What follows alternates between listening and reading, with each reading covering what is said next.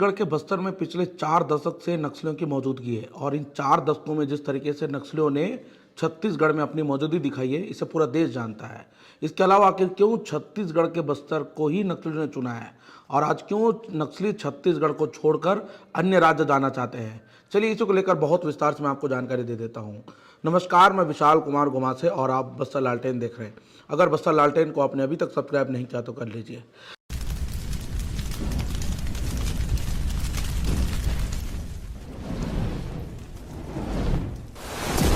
दरअसल आप सभी को ज्ञात होगा कि छत्तीसगढ़ में पिछले 4 दशकों से नक्सलियों की मौजूदगी है और इन 4 दशकों में जिस तरीके से नक्सलियों ने बड़े बड़े घटनाओं को अंजाम दिया है, ये पूरा देश जानता है। कुछ घटनाएं आपको याद दिला देता हूं मैं आपको, जो छत्तीसगढ़ में सबसे बड़े घटना को नक्सलियों ने अंजाम दिया है।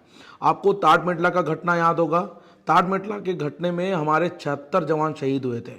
जी हाँ, 76 जवानों को निशाना बनाकर उन पर हमला करके तमाम 76 जवानों की हत्या नक्सलियों ने किया है। आपको बता दूं, मैं ताड़मेटला के कैंप से सुरक्षा बलों के जवान एंटी नक्सल ऑपरेशन पे एक खुले मैदान की ओर निकले हुए थे। जैसे ही खुले मैदान में सुरक्षा बलों के सीआरपीएफ के तमाम जवान पहुंचे थे, वहां पे उस खुले मैदान में पहले से नक्सलियों ने वहां पर घात लगाकर बैठे थे कि सुरक्षा बलों के जवान वहां आएंगे और इनको मारकर इनसे हम उनके तमाम हथियार को छीन कर ले जाएंगे। जैसे ही वहां पे पहुंचे वैसे ही नक्सलियों ने हमला कर दिया था और उस हमले में हमारे 76 जवान शहीद हुए थे। इसके अलावा आपको मैं बता दूं, बीजापुर का वो रानी बोदली घटना भी याद होगा।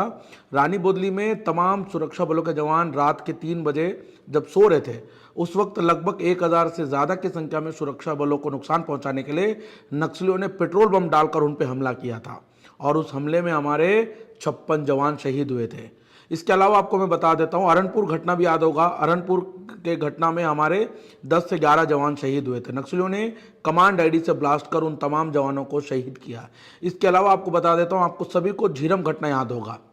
जी हाँ, झीरम घटना में हमारे कांग्रेस के दिग्गज नेता 26 से 27 दिग्गज नेता मारे गए हैं। आपको बता देता हूं मैं, दरअसल सुकमा से वो तमाम कांग्रेस के दिग्गज नेता जगदलपुर जा रहे थे और उनका काफिला सुकमा से रवाना हुआ था और उस रास्ते में आपको बता दूं मैं, एक झीरम घाटी पड़ता है।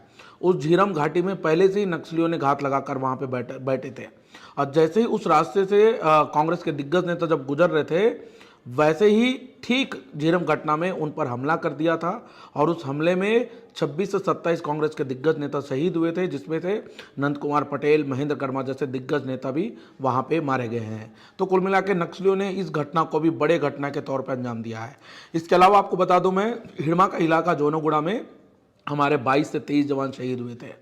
आपको बता दूं, एंटी नक्सल ऑपरेशन पे तमाम जवान निकले हुए थे। डीआरजी, एसटीएफ, कोबरा, सीआरपीएफ पे तमाम जवान पहले से वहां पे घात लगाकर बैठे थे। जैसे ही सुरक्षा बलों के जवान वहां पहुंचे, वैसे ही नक्सलियों ने उन तमाम सुरक्षा बलों के ऊपर हमला कर दिया था और उस हमले में हमारे 22 से 23 जवान शहीद हुए थे और एक जवान को अपहरण भी कर लिया था नक्सलियों ने। हालांकि उस जवान को कुछ महीने बाद छोड़ दिया। तो कुल मिला के ये भी बड़ी घटना है। इसके अलावा मैं आपको बता दूं, आखिर क्यों बस्तर को चुना है।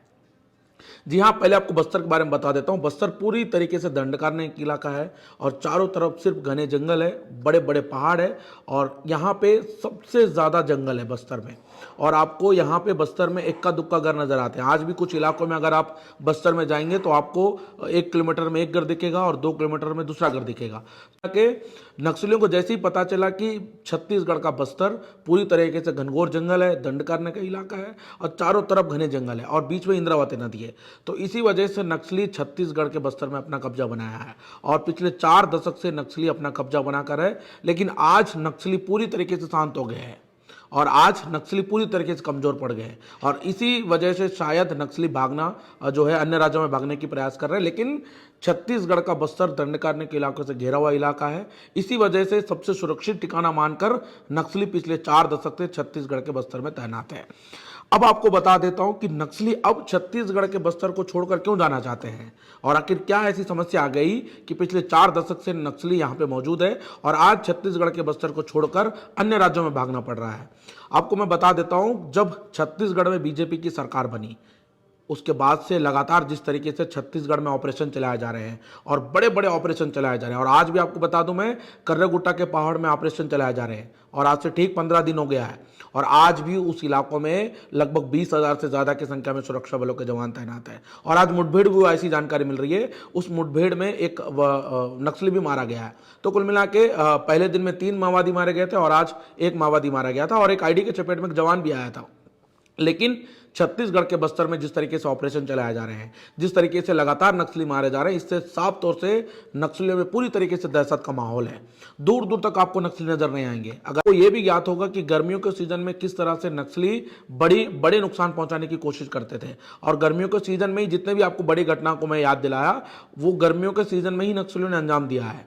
तो आज जो है पूरी तरीके से नक्सली शांत बैठे हैं, क्योंकि सुरक्षा बलों के जवान उन इलाकों में लगभग 10,000 20,000 ऐसे संख्या में जा रहे हैं। नक्सली कमजोर पड़ जा रहे हैं, क्योंकि नक्सलियों के पास वो तमाम जो टेक्निकल वेपन्स नहीं है जो सुरक्षा बलों के पास है आज, और इसी वजह से नक्सली पूरी तरीके से कमजोर पड़ गए। अब नक्सली छत्तीसगढ़ को छोड़कर अन्य राज्यों में जाना चाहते हैं। लेकिन इसके अलावा आपको बता दूं, इस ऑपरेशन को देखकर नक्सली अब शांति वार्ता की बात कह रहे हैं, शांति वार्ता की बात कह रहे हैं, शांति वार्ता से समझौता की बात कर रहे हैं। लेकिन आपको बता दूं, कुछ नक्सल पीड़ित के लोग जो राज्यपाल के पास पहुंचकर उन्होंने निवेदन किया है, जब हमारे तमाम सुरक्षा बलों के जवान शहीद हुए थे, जब हम पे हमला किया गया था, हम पर जब अंधाधुंध फायरिंग करके हमको पूरी तरीके से जख्मी कर दिया था, जब उस हमले में हमने अपना आंख को खो दिया, पैर को खो दिया, तब शांति वार्ता की बात क्यों नहीं कही जा रही थी, और आज क्यों शांति वार्ता की बात कही जा रही है, और इस मुठभेड़ को क्यों रोकने की बात कही जा रही है, इस ऑपरेशन को क्यों रोकने की बात की जा रही है। इस तरह का भी बात छत्तीसगढ़ के बस्तर में चल रहा है। लेकिन आपको मैं बता दूं, अब छत्तीसगढ़ के बस्तर से नक्सली पूरी तरीके से जाना चाहते हैं। छत्तीसगढ़ में जिस तरीके से हिड़मा, देवा, दामोदर, सुजाता का नाम चलता था, अब छत्तीसगढ़ के बस्तर में इन तमाम बड़े माओवादियों का नाम पूरी तरीके से शांत हो गया है। कोई बड़ी घटनाओं को अंजाम नहीं दिया नक्सलियों ने। लेकिन छत्तीसगढ़ में शायद नक्सली आने वाले 2026 में यहाँ से पूरी तरीके से छत्तीसगढ़ से या नक्सली चले जाएंगे, या फिर छत्तीसगढ़ में 2026 तक तमाम नक्सली मारे जाएंगे। लेकिन देश के गृह मंत्री का कहना था कि पूरे छत्तीसगढ़ से हम पूरे छत्तीसगढ़ से नहीं बल्कि पूरे देश से नक्सलवाद को खत्म कर देंगे। अब देखना होगा क्या 2026 में नक्सलवाद खत्म होगा या नहीं होगा। लेकिन आपको मैं जो जानकारी बताई, ये बहुत सटीक जानकारी है, और अब नक्सली जो है छत्तीसगढ़ के बस्तर से छोड़कर जाना चाहते हैं। तो कुल मिला के ये जानकारी अगर आपको ठीक लगे तो जानकारी को ज़्यादा से ज़्यादा शेयर कीजिएगा, और साथ में बस्तर लालटेन को सब्सक्राइब कीजिएगा। और अगला वीडियो में हम कोशिश करेंगे जितने भी बड़े बड़े घटनाओं को नक्सलियों ने अंजाम दिया, उन घटनाओं को लेकर हम आपको बहुत विस्तार से समझाएं। चलिए फिलहाल दीजिए इजाजत, नमस्कार, धन्यवाद।